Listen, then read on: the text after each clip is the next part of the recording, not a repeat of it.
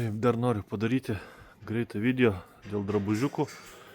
Yra labai daug atvažiavo drabužių, labai ganėtinai tikrai geros kokybės.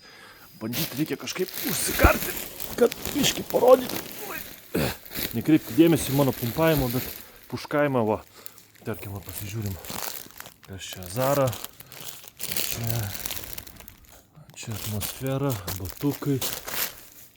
Kas čia, žiūrim toliau. Oi, kita Zara, čia striukė matau. Čia išplyšęs maišas nuo krovimo. Nuo krovimo išbėgęs. Pažiūrim greitai, kas čia.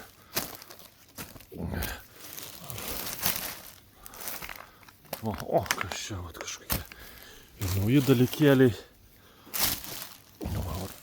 Gaunasi, kad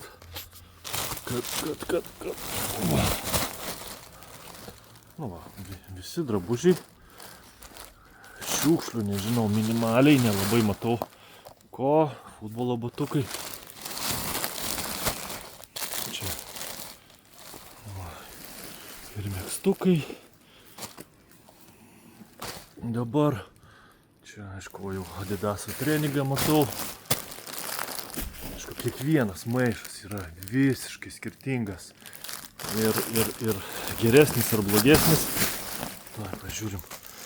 Bet atvažiuojat, pakraunam. Va. Vėl etiketės, striukės. Žodžiu, turim labai daug. Euras 50 kg. Tikrai nenusivilsit. Važiuojat į Klaipėdą, perkat ir prekiaujat. Ir iki pasimatymo.